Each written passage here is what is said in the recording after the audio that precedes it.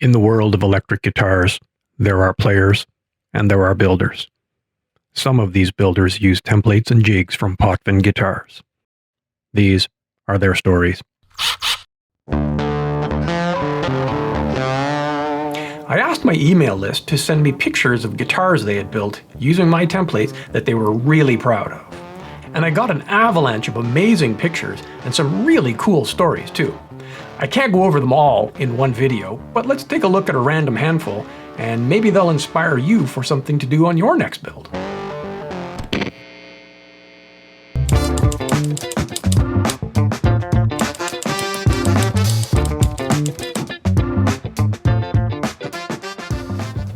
This one is a Super Strat from AJ. He is hitting me right in the heartstrings here because this appears to be a black Limba body and neck.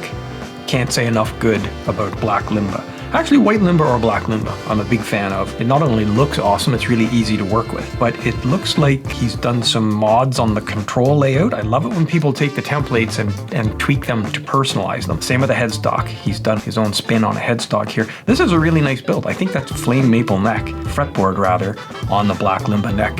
This is a really nice build.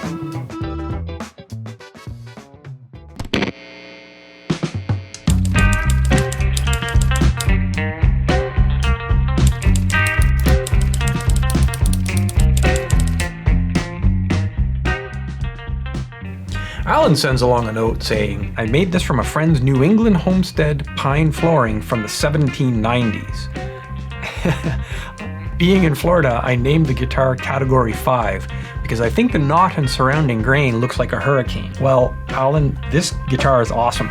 I am a fan of double cut juniors, and the fact that you've got the knot and the whole story, sorry about hurricanes, but the hurricane tie-in with the name of the guitar is brilliant. And I like the story of the material it came from flooring in a friend's homestead. That's brilliant.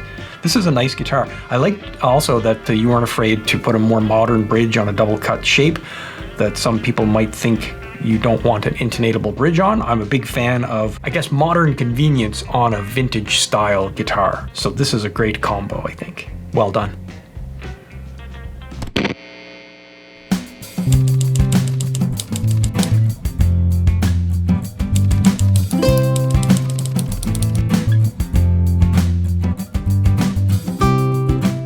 Okay, Bill says, I am super fired up about my first build. So am I. Good work, Bill. Bill's working on a Smuggler Tele. So the Smuggler has 3 little chambers under the pickguard that you normally can't see. He's got them all routed out with the control cavity and the pickup, and he's coming along. Here it is with the template removed. That looks like mahogany. I think that's mahogany. Oh, that looks really good. So he's done like a cherry red finish. That's almost a Gibson-y thing that he's done on his Tele, which I quite like. And there's the finished guitar. That looks fantastic. So he's got a modern T-style bridge. I like that. And the black multiply pickguard I think looks really classy with the whole color scheme. I like the layout. This looks great, Bill. Yeah, that color, that shade on that wood is beautiful. That's really sweet.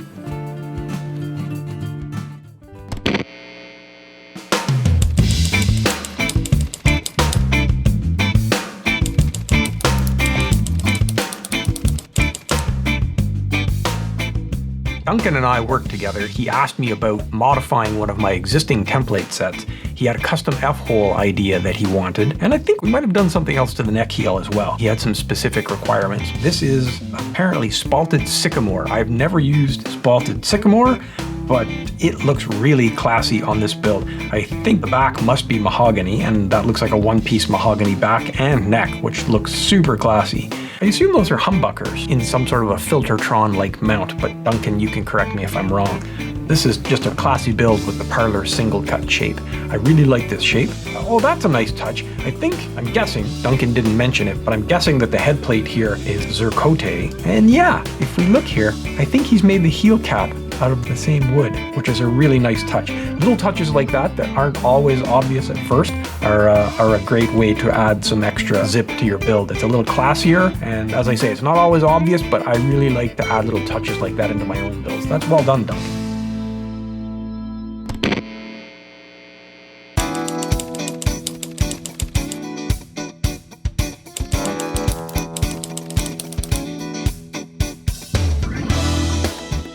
Patrick sends along a picture of his Tele Deluxe build here, and that's a good looking guitar. I think it's black and white or cream binding, which is a great combo. I always love to see that. I think some people call it a Tuxedo Tele.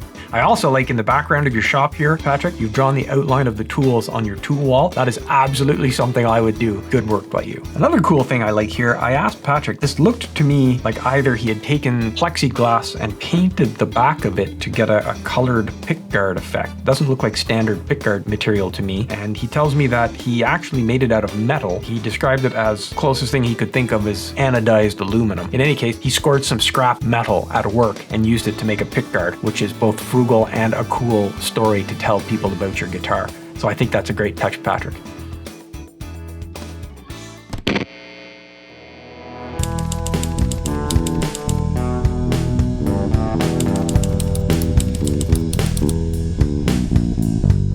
Jeff sent along the specs for his build. It's an alder body, bird's eye maple neck with a lacewood fretboard, Lindy Fralin pickups, ratio tuners, hipshot kick-ass bridge, and I love this part. It's going to a 16-year-old upright bass player who's going to learn electric bass for the school jazz band. That's awesome. That's a great project, Jeff, especially because of the intended purpose. That's cool. This looks really good, Jeff. The white, is that off-white? Olympic white? You'll correct me if I'm wrong. But basically white and black hardware, that looks really classy, and I like the black pearloid pickguard. Anyone who knows me knows I'm a huge fan of white pearloid followed closely by black pearloid. It fits a white guitar really well. I think that was a great choice. That neck is really nice, the lacewood, or some people call it leopard wood, I think, but lacewood, that's really cool. I've used it a few times. If I remember correctly, it's really dense, so I am assuming it makes a great fretboard, especially on a bass. That's a really nice bass.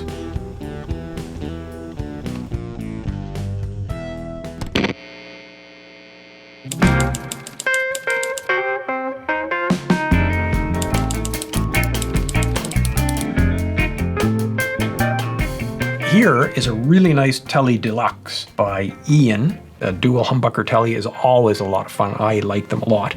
Ian made two of these Tele Deluxes, one for himself and one for an auction at his kid's school. I guess they were building a new science building, a STEM building, science, technology, engineering, math.